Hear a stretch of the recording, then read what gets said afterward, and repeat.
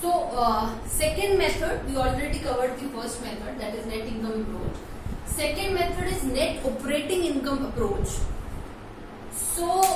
As there was the first approach, that is net income approach, what was that approach was saying? Maximum usage of debt, the company will be at optimal capital structure. With that only, value of firm increase होगा और cost of capital decrease होगा. There were some sums, and you can calculate that sum with that formulas only, that are very easy sums. We just have to understand the logic only, because चार approaches में with the same approach, with the same formula, you can solve the sum. So now what net operating income approach is saying, that according to this approach, what is the optimal capital structure? So according to this approach, net operating income approach is saying कि कोई भी optimal structure हो ही नहीं सकता. या second point, that every type of capital structure is optimal. चाहे debt ज्यादा हो, चाहे इक्विटी ज्यादा हो, दैट इज ऑप्टिमल स्ट्रक्चर. और we can take one point only, that is according to net operating income approach, none of the capital structure will be optimal. What this approach is saying, that as I many times take the same example, that if you need 15 lakh rupees, आपको 15 लाख रुपए चाहिए था business start करने के लिए, और आपको वो 15 लाख रुपए मिल गया. So now according to this approach, why it is going to bother that out of that how much you got from debt and how much you got from equity, how that will impact the business? Because you need 15 lakh, you got 15 lakh, then how that is going to impact if there is a different division in that, कि आपको 7 कहीं से मिला, 6 कहीं से मिला, बाकी का रेस्ट कहीं और से मिला. So according to net operating income approach, कि ये जो डिविजन की बात हो रही है, कि ये डिविजन क्या होनी चाहिए, what should be the debt equity ratio, what should be the financing mix, that is not going to impact the value of the firm, and similarly cost of capital. So from this only you should understand this particular thing, कि इस approach में, according to this approach, overall cost of capital and value of the firm are going to be remain constant. क्यों constant? Because according to this net operating income approach, capital structure means this equity proportion जो है, that cannot be optimal. वो optimal हो ही नहीं सकता. अगर optimal वो कह रहे है भी, तो उससे इन दोनों को कोई इम्पैक्ट नहीं पड़ेगा. अगर नहीं पड़ेगा, इट मीन्स वो जो जितने हैं वो उतने ही रहेंगे. They are going to remain the constant. This is the one point which net operating income says. Second important point, this is the first point जो नेट इनकम अप्रोच कहती है, जो समझना बहुत जरूरी था. सेकेंड पॉइंट जो नेट ऑपरेटिंग इनकम अप्रोच कहती है कि चलो जी ये तो कांस्टेंट रहेंगे, but one more logical point net operating approach says that if you use or the debt use is more, company is using or increasing the use of debt more and more, तो उससे क्या होगा,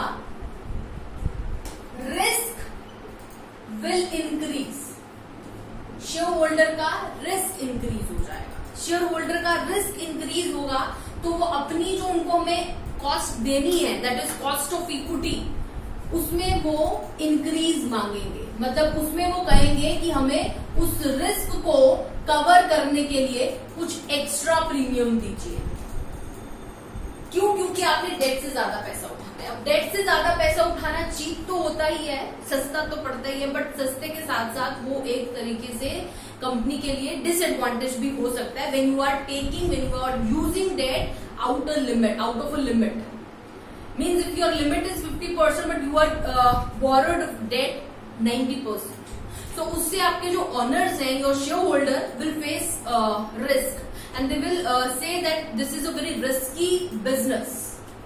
Why? Because company का solvency risk increase हो जाएगा, bankruptcy risk increase हो जाएगा, interest जो तुम debt holder को दे रहे थे वो obviously देना पड़ेगा, equity वालों को कम पैसा मिलेगा. सिमिलरली दिस इज कि उस केस के लिए अब क्योंकि तुमने डेट से ज्यादा पैसा उठा लिया है, तो हमें वो रिस्क कवर करने के लिए कुछ एक्स्ट्रा प्रीमियम दीजिए. तो what that is, if earlier the cost of equity was, for example, 20%. So now if the debt use increased by the firm, now the cost of equity company raised by 30%, क्योंकि premium add हो गया 10%. So this is the case in net operating income. So we will see this with the help of graph as well, the same thing. अभी हमने क्या कहा, वही चीज वही ग्राफ बनाएंगे जो भी हमने बनाया था पिछली अप्रोच में फॉर नेट इनकम अप्रोच. उसमें क्या था, net cost of debt and cost of equity was constant, but अभी भी हमने क्या, cost of overall cost and your value of the firm will be constant. देखिए कॉस्ट ऑफ डेट को तो कुछ भी नहीं होगा, किसी भी अप्रोच में कॉस्ट ऑफ डेट को नहीं कुछ होने वाला है. That is going to be remain constant because interest is fixed and your overall cost of capital is also constant, as we learned in this particular approach कि आपके capital structure के change होने से, debt के mixture, degree of leverage के change होने से, debt के change होने से आपकी overall cost जो है उसको कोई फर्क नहीं पड़ेगा, वो constant ही रहेगी. So now the next one वो हमने क्या किया है, जैसे जैसे debt जो है वो बढ़ेगा, आपकी cost of equity जो है that is not going to remain constant, that will also increase. So you can see cost of equity जो है वो बढ़ गई है और cost of capital, overall cost of capital is constant over here. So this is the case of graph in this particular approach. So now as this particular thing we have done in the earlier case, कि आपका ये सब निकालेंगे तो यहाँ पे आपका overall cost of capital, your net operating income is this and this is your net income. So again we will formulate the formulas for this. आपका बस थोड़ा सा डिफरेंट फॉर्मूला इसमें क्या हो जाएगा, we will try to use EBIT, that is net operating income, क्योंकि the approach name is net operating income. इससे पहले जो हमने फॉर्मूलाज किए थे उसमें हमने नेट इनकम का यूज किया था. So we have to calculate here the same thing. आपने value of the firm का फॉर्मूला किया था value of debt plus value of equity, और उसमें अगर आपको याद हो value of equity में आप net income का अप्रोच करते हैं. तो हम चाहते हैं कि अगर net income हम ना यूज करें, in that case how we will calculate value of the firm. So if you know there we calculated cost of capital and the formula for cost of capital was EBIT upon value of the firm. अगर आप इनको cross multiply करेंगे तो आपको value of the firm का formula मिल जाएगा, that is EBIT upon overall cost of capital. So this is the first formula to calculate value of the firm, that is EBIT upon overall cost of capital. ये तो आपकी constant ही है और ये आपको गिवन होगी सामने. Now the second thing we have to calculate over here, that is overall, that is cost of equity.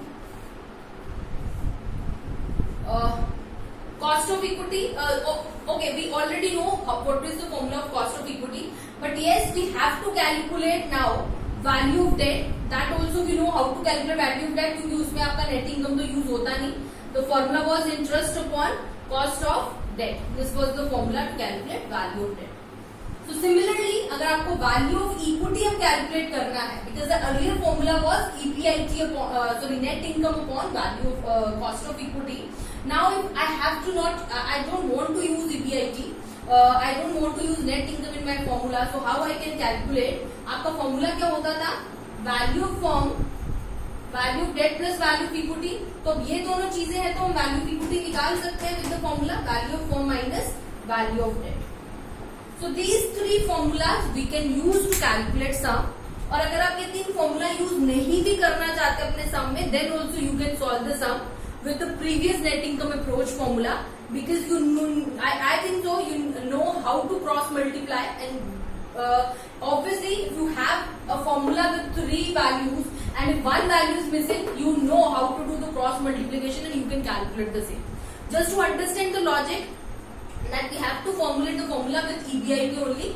These are the formula by doing the cross multiplication, और कोई change नहीं आया, बस थोड़ा सा उनको मोल्ड करके हमने लिख दिया है. So this is for net operating income approach.